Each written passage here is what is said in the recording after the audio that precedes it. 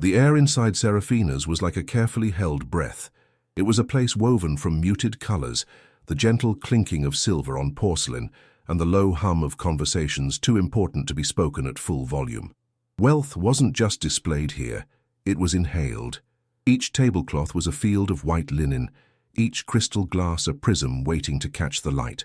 This was Amelia's world for 8 hours a day, a world she moved through with a grace that belied the exhaustion in her bones. At 24, she had the posture of a dancer, but the eyes of someone who had seen too many sunrises after sleepless nights. Amelia wasn't just a waitress. It was the role she played, the costume she wore to pay for the tiny apartment where her real life waited. Her real life was a stack of sheet music, a second-hand keyboard, and a dream that was growing heavier each day. A dream of standing on a stage, not with a tray in her hand, but with an orchestra at her back. A scholarship rejection letter, folded neatly in her locker, was a constant paper-thin reminder of how far away that stage was. She'd hum classical melodies under her breath while pouring water, her fingers tapping out a rhythm on the side of a tray. Her colleagues thought she was just spacey. They didn't hear the symphony in her silence. Tonight, the silence felt different, tenser. It arrived in a polished black Bentley. His name was Richard Sterling. He didn't walk into the restaurant, he conquered it. His suit was a shade of grey so dark and expensive, it seemed to absorb the light around it. His shoes clicked on the marble floor with an unnerving authority. He wasn't a guest, he was an owner, inspecting his property. He scanned the room with an air of profound boredom, as if the very act of being there was a favour he was bestowing upon the world. The host greeted him with a practiced, deferential bow. "Mr. Sterling, a pleasure. Your usual table is ready." Amelia watched from across the room, a knot tightening in her stomach. She knew his type, the ones who saw her uniform, not her face, the ones who believed excellent service was their birthright and common courtesy was optional. The manager, Mr. Dubois, a man perpetually caught between placating his wealthy clientele and retaining his staff, caught her eye. He gave her a subtle, almost pleading look. Sterling's section was hers tonight. It wasn't a request. It was a sentence. She took a deep, steadying breath, smoothed the front of her apron and picked up a menu. The evening had just begun, but she could already feel the weight of it pressing down. As she approached the table, Sterling was barking into his phone, his voice a sharp contrast to the restaurant's gentle ambience. He didn't acknowledge her presence. She was furniture, part of the scenery. She stood patiently, her gaze fixed on a point just over his shoulder, a technique she had perfected to create a shield of professional distance. He finally snapped his phone shut and tossed it onto the table beside a silver fork. His eyes, cold and dismissive, swept over her for the first time. He didn't see a young woman with a hidden dream. He saw a servant. He cleared his throat, a dry, rasping sound, and prepared to speak. In that moment, Amelia felt a chill crawl up her spine, a premonition that this man wasn't just here for a meal. He was here to remind someone of their place. The interaction was a masterclass in subtle degradation. Mr. Sterling never once used her name. She was "you," or a sharp snap of his fingers. He questioned her knowledge of the menu, smirking at his guests as if sharing a private joke at her expense. "Are you sure the chef recommends that?" he'd ask, his tone dripping with condescension. "Bring me the wine list and be quick about it." Each request was an order, each statement a dismissal. It was a performance, and the other diners at his table were his captive audience. They chuckled nervously, their own comfort bought at the price of her dignity. Amelia moved with the practiced calm of a seasoned professional. Her face remained a placid mask, her voice even and polite. "Yes, sir." "Right away, sir." But inside, a quiet storm was brewing. Each dismissive glance, each condescending word, was a tiny cut. It wasn't about the job anymore. It was about the slow, methodical erosion of her humanity. She remembered her vocal coach telling her, "Your body is your instrument, Amelia. You must protect it from tension." Right now, her entire body felt like a clenched fist. She could feel the notes of Puccini she'd practiced that morning trapped in her throat, choked by the need to remain silent, to be invisible. He sent back the first bottle of wine, claiming it was corked, though she knew it was perfect. He complained that his steak, ordered medium rare, was a degree too close to medium. He found a microscopic speck of lint on his water glass and made her replace the entire setting. Amelia complied without a word, her movements fluid and efficient. She refused to give him the satisfaction of seeing her flustered. She was a ghost at his table, appearing only when summoned, her purpose solely to absorb his dissatisfaction with the world. The worst part was the silence from the tables around them. They could hear it. The hushed whispers, the averted eyes. They saw the young black waitress being treated like dirt by the rich white man in the expensive suit, but they ate their food. They sipped their wine. Their silence was a form of consent, a quiet affirmation of the world's oldest, ugliest hierarchy. In that room, his money was louder than her humanity. She felt utterly alone, an island of forced composure in a sea of wealthy indifference. This was the bargain she made every night. Swallow your pride, swallow your voice, so you can pay your rent. Then the moment came. The incident. It was so small, so insignificant. It was almost laughable. As she reached across the table to refill a water glass, the cuff of her sleeve lightly brushed against his wine glass. A single heavy drop of deep red Cabernet leapt from the rim and landed squarely on the pristine white cuff of his shirt. It bloomed instantly, a tiny crimson flower on a field of white. A gasp came from one of his guests. The world seemed to stop. Amelia froze, her heart plummeting. The drop of wine felt like a gunshot. Mr. Sterling slowly, theatrically, lifted his arm. He stared at the red stain as if he had been physically wounded, his face contorting not with anger, but with a cold, terrifying fury. The performance was over. The real show was about to begin. The silence that followed the drop of wine was heavy and absolute.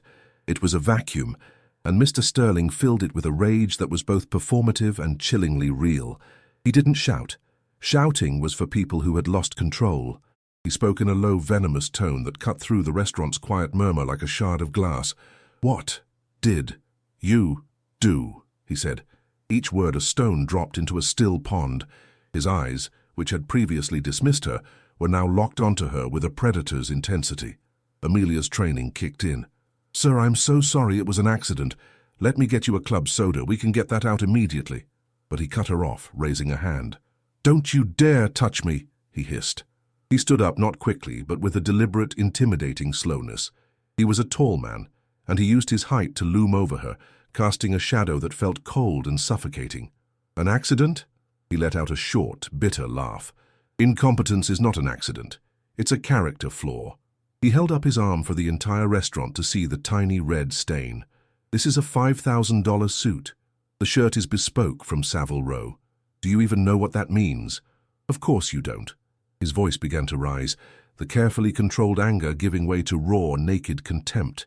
"This is what happens when standards are allowed to slip.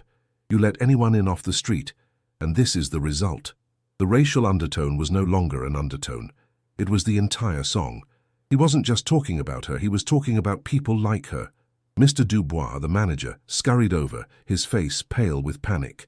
"Mr. Sterling, please. It was a minor spill. The restaurant will, of course, cover the cost of cleaning whatever is required." Sterling turned his fury on him. "Cover the cost? You think this is about money? This is about respect. This is about sending a message. I will not dine in an establishment where the help is clumsy, unprofessional, and frankly, shouldn't be here in the first place." He pointed a trembling finger at Amelia. "I want her gone. Not just from my sight. I want her fired. I want her thrown out of this building. Now." The demand hung in the air, ugly and non-negotiable. The other diners were now staring openly, their meals forgotten. It was a spectacle, a public execution of a young woman's livelihood over a drop of wine. Amelia stood frozen, her face burning with a shame she didn't deserve. She wanted to run, to scream, to disappear, but she was trapped in the spotlight of his hatred. Mr. Dubois looked from Sterling's furious face to Amelia's stunned one. He was a man caught in a vice. On one side, a powerless employee. On the other, a millionaire who could ruin his business with a single bad review or a call to his powerful friends. He made his choice. "Amelia," he said, his voice barely a whisper, his eyes refusing to meet hers. "Go get your things." The words were quiet, but they landed like a physical blow. It was over. He had won. She was disposable, a problem to be removed. Sterling smirked, a look of profound satisfaction on his face. He sat back down, basking in his victory, as Amelia turned to walk away. Every eye in the restaurant followed her. Each silent stare was a judgment. She felt their pity, their morbid curiosity, their relief that it wasn't them. The walk from that table to the employee exit felt like the longest, most shameful walk of her life. Time seemed to warp as Amelia walked. Each step was a lifetime. The soft carpet of Serafina's, usually a comfort to her tired feet, now felt like quicksand trying to pull her down, to swallow her whole. The gentle music of the piano in the lounge seemed to mock her, a soundtrack to her own humiliation. She could feel the stares of the diners like physical objects pressing into her back. She didn't dare look at their faces. She couldn't bear to see the mixture of pity and morbid fascination. She was tonight's entertainment, a cautionary tale served up between the appetizer and the main course. Her mind was a whirlwind of white noise and sharp, painful thoughts. $5,000 suit. Thrown out. Incompetent. People like you. The phrases echoed, bouncing off the walls of her skull. All her hard work, all the nights she'd spent balancing trays and memorizing wine pairings, all the forced smiles and swallowed insults, all of it had been erased by a single drop of red wine. It wasn't fair. It was a raw, gaping injustice that burned in her chest. She had done nothing wrong, yet she was the one being punished, cast out like trash. She pushed through the swinging doors into the chaotic, metallic world of the kitchen. The loud clatter of pans and the shouts of the chefs fell silent as they saw her face. They had heard. Of course they had heard. Her friend Maria, a dishwasher with kind eyes and hands permanently wrinkled from the hot water, started to approach her, a look of outrage on her face. Amelia just shook her head, a small, almost imperceptible motion. She couldn't speak. If she opened her mouth, a sob would escape, and she refused to give Sterling the satisfaction of her tears. Not here. She walked to her locker, her movements stiff and robotic. Her hands trembled as she fumbled with the combination lock. Inside, her meager belongings looked back at her. A worn copy of Anna Bolena, her favorite opera, a half-eaten energy bar, and the folded rejection letter from the conservatory. While your audition showed promise, the competition this year was exceptionally high. Promise. What was the point of promise if the world only saw a clumsy waitress? What was the point of having a song in your heart if you were never given the chance to sing it? She pulled on her thin coat, the fabric feeling flimsy against the sudden chill that had settled deep in her soul. She could feel the weight of defeat pressing down on her shoulders. This was it. This was the moment she had always feared, the moment where the world proved her doubts right. Maybe she wasn't good enough. Maybe she was destined to drift from one service job to another, her dreams slowly fading like a photograph left in the sun. She closed the locker door, the metallic clang sounding like a final, definitive period on a chapter of her life. She turned, her head down, and began the final walk towards the back exit, towards the cold anonymity of the city street. But as her hand touched the cold metal push bar of the exit door, something inside her stopped. It wasn't a thought. It was a feeling. A deep, resonant hum that started in her chest. She had swallowed her pride. She had swallowed her anger. But she would not let him swallow her voice. The decision was not a conscious one. It was a rebellion that came from a place deeper than thought, a place of pure instinct. It was the part of her that practiced scales until her throat was raw, the part that felt music not as a sound, but as a physical presence in the room. This part of her, the artist she had suppressed for so long, refused to exit through the back door. It refused to accept the ending that Richard Sterling had written for her. Her hand dropped from the door. She turned around. The kitchen staff watched her, confused. Maria whispered her name. Amelia, what are you doing? Amelia didn't answer. Her eyes were fixed on the swinging doors that led back into the dining room, back into the lion's den. She wasn't thinking about her job, her rent, or Mr. Sterling. She was thinking about the small baby grand piano that sat mostly for decoration in the corner of the restaurant's lounge area near the entrance. It was rarely played, a beautiful, silent piece of furniture, a prop in the play of wealth and status. She pushed back through the doors. The dining room fell silent again, a different kind of silence this time. Not the tense quiet of an argument, but the confused hush of a social script being torn to pieces. A fired waitress was not supposed to come back. She was supposed to vanish. Mr. Dubois started towards her, his face a mask of alarm. Amelia, I told you to leave. She walked right past him, her focus absolute. She walked past the tables of staring patrons. She walked past the table where Mr. Sterling sat, his face a mixture of irritation and disbelief.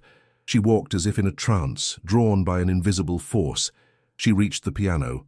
Her fingers, which a moment ago had been trembling, were now perfectly still. She didn't sit. She simply stood beside it, her hand resting gently on the polished wood. She closed her eyes. She took one deep breath. Not the shallow, anxious breaths of a servant, but the full, diaphragmatic breath of a singer. She filled her lungs with the stale, expensive air of the restaurant, and in her mind she transformed it. It became the air of La Scala, the air of the Met, the air of every stage she had ever dreamed of. And then she opened her mouth. It wasn't a shout, it wasn't a word, it was just a note, a single, pure, soaring note.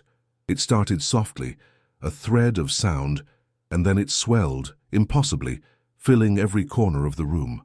It was a note of such clarity and power that it seemed to vibrate in the air, to polish the crystal glasses, to silence the city outside. It was a sound that did not belong there. It was too beautiful, too raw, too full of a pain and a passion that this sterile environment could not possibly contain. The note hung in the air for a long, impossible moment. Forks stopped halfway to mouths. Conversations died. Mr. Sterling, who had been about to summon the manager again, froze, his mouth slightly agape. Everyone in the room turned, their faces a canvas of pure, unadulterated shock. The whisper had found its voice. The single note faded, leaving behind a ringing silence thick with astonishment. But Amelia wasn't finished. That note was just the opening statement. What followed was the argument, the evidence, the verdict. From that silence, she began to sing. She chose O mio babbino caro from Puccini's Gianni Schicchi. It was an aria she knew in her soul, a daughter's desperate, passionate plea to her father. But tonight, it wasn't for a father. It was for herself. It was a plea to the world, to a universe that seemed to have forgotten her, to simply listen. Her voice, freed from the cage of her uniform, took flight. The Italian words, which would have been foreign to most in the room, were made universally understood by the sheer, unadulterated emotion she poured into them. Each note was a story. The low, mournful phrases spoke of her nights of doubt and despair. The soaring, powerful crescendos spoke of her unshakable, resilient hope. She wasn't just singing, she was testifying. She was telling them everything she had been forced to hold inside. Her hands, which had served them, now gestured with the grace of a seasoned diva, painting the music in the air. The transformation was absolute. She was no longer Amelia the waitress. The apron she wore seemed to melt away, replaced by an invisible gown. The sterile dining room became a grand concert hall. Her voice was a force of nature, a velvet hammer that shattered the room's suffocating etiquette. A chef peeked out from the kitchen doors, a dish towel still in his hand, his mouth wide open. Waiters stopped in their tracks, trays of food growing cold as they stood mesmerized. Mr. Dubois, who had been moving to stop her, was frozen in place, his authority rendered meaningless. He was witnessing a miracle, and he knew it. He looked around the room and saw the same look of awe on every face. A wealthy woman in pearls, who had looked at Amelia with disdain earlier, was now dabbing a tear from her eye with a napkin. A table of boisterous businessmen was utterly silent, their faces softened, their gazes fixed on the source of that impossible sound. And then there was Mr. Sterling.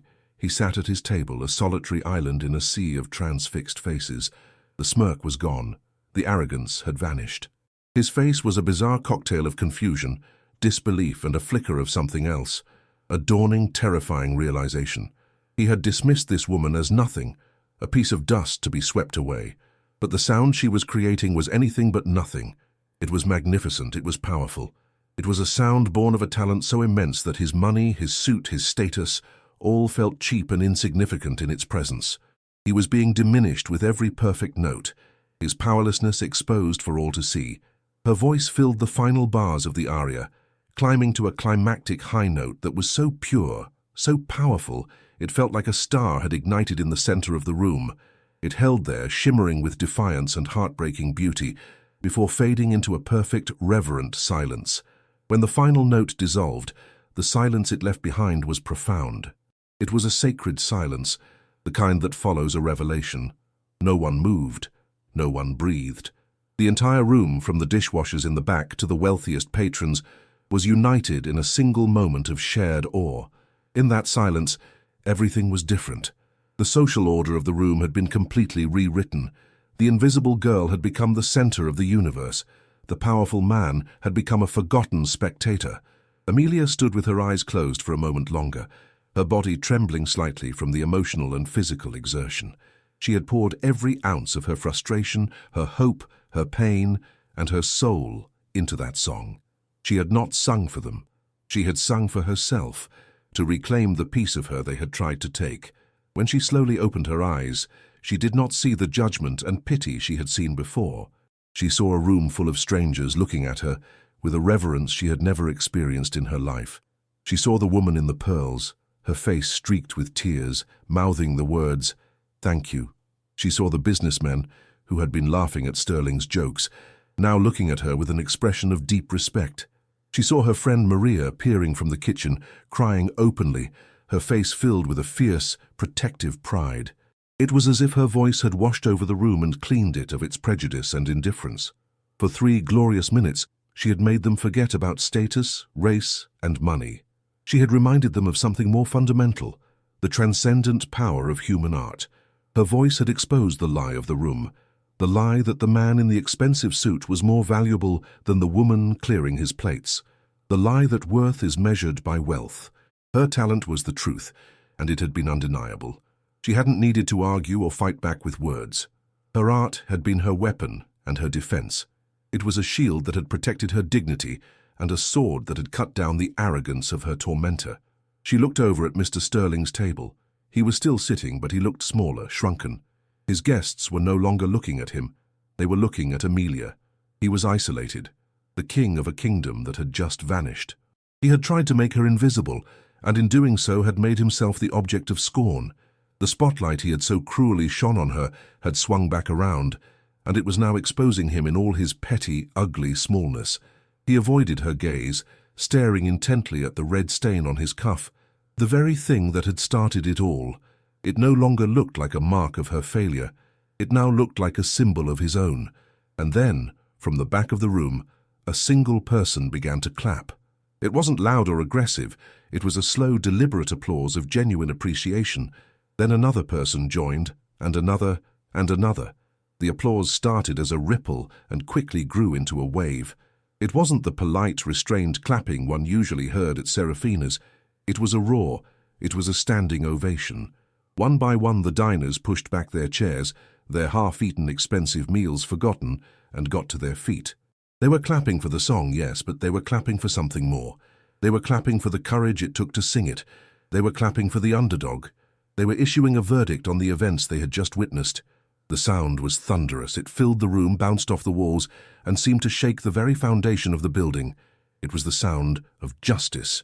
It was the collective voice of the room, a voice they hadn't been brave enough to use when Sterling was berating her, but one they were using now with overwhelming force. They were applauding her, and in doing so, they were condemning him. Every clap was a rebuke to his cruelty. Every cheer was a rejection of his arrogance. Amelia stood by the piano, her hands clasped in front of her, overwhelmed. Tears welled in her eyes, but these were not the tears of shame she had fought back earlier. They were tears of shock, of relief, of a profound, bone-deep vindication. The sound washed over her, healing the 1,000 tiny cuts he had inflicted. She had been seen. She had been heard. In this room that was designed to make her feel small, she had never felt taller. The loudest applause came from the staff. The chefs, the waiters, the busboys, all stood at the edge of the dining room, clapping and whistling. They were clapping for one of their own. They knew her struggle. They knew the daily indignities of the service industry. Her victory felt like their victory. Mr. Dubois was clapping too, his face a mixture of awe and deep, profound regret for his own cowardice. He knew he had witnessed something he would tell his grandchildren about. The night a waitress brought his entire restaurant to its feet. The only person not standing was Richard Sterling. He remained seated, a statue of rage and humiliation amidst a sea of cheering people. He was trapped. To stand would be to join in her praise. To remain seated was to confirm his own villainy. He was irrelevant. The room had forgotten him. All the power his money had given him was useless against the power of a single human voice. He was now the one being stared at, his face burning with a shame he had so eagerly tried to inflict on another. He had tried to cast her out, and instead, the entire room had cast him out. The applause continued, a sustained, joyful roar. Amelia gave a small, graceful bow, a gesture she had practiced in her dreams 1,000 times. As the applause began to soften, a man from a quiet corner table, a distinguished, silver-haired gentleman who had been watching the entire affair with intense focus, stood up and began to walk purposefully towards her. As the silver-haired man approached, a hush fell over the room once more. He had an air of quiet authority, a deep intelligence in his eyes that was a world away from Sterling's boorish power. He stopped in front of Amelia, who looked at him with a mixture of curiosity and apprehension. He smiled, a warm, genuine smile that reached his eyes. "My dear," he began, his voice a gentle baritone with a hint of a European accent, "I have been a music critic for 40 years. I have heard the greats sing in every major opera house on this continent. And that," he said, gesturing to the spot where she had stood, "was one of the purest, most moving performances I have ever had the privilege of witnessing." Amelia was speechless. She could only stare at him, her heart hammering in her chest. The man reached into his coat pocket and pulled out a simple, elegant business card. "My name is Anton Petrov," he said. "I am the artistic director for the City Philharmonic and Opera. The rejection letter you received from our conservatory last month," he continued, his eyes twinkling as if he knew her entire life story, "was sent by a committee. Committees can be blind. They can be deaf. I, however, am not." Amelia's breath caught in her throat. He knew. How could he know? "That letter mentioned you showed promise," Petrov said, a hint of disdain for the word. "That is a gross understatement. What you have is not promise. It is a gift, a rare and precious gift. We have a mid-season opening for a solo recital, a showcase for emerging artists. I want you to have it, full scholarship to the conservatory, private coaching, and a debut on the main stage. No audition necessary. This was your audition."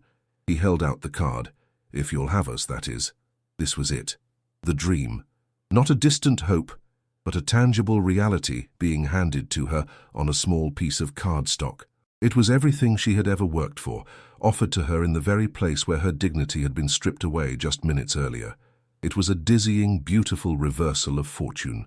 She looked from Petrov's kind face to the business card, then back up. She took it with a trembling hand.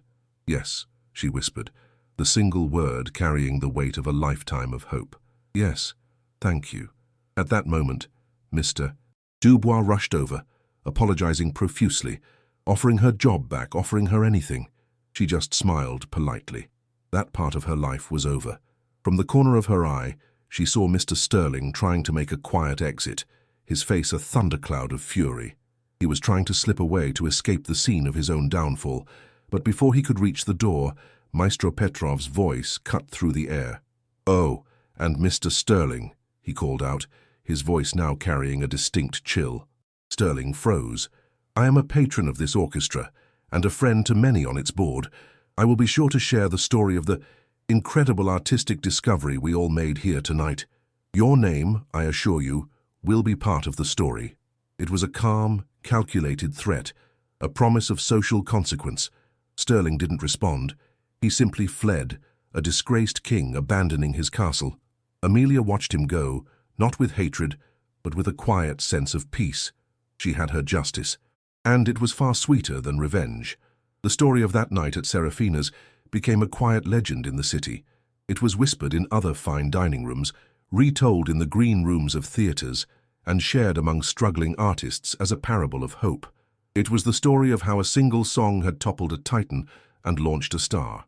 Richard Sterling found his reputation tarnished in the circles he cared about most.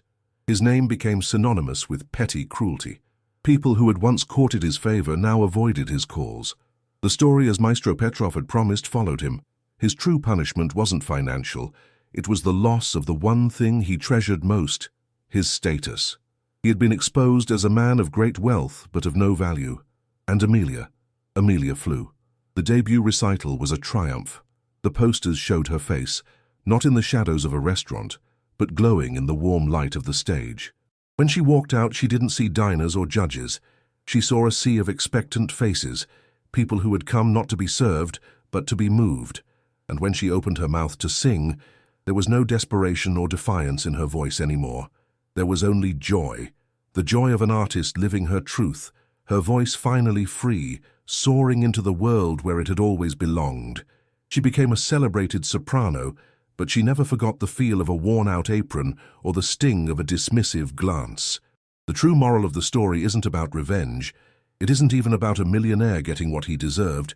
It's about the incredible, unquenchable power of the human spirit.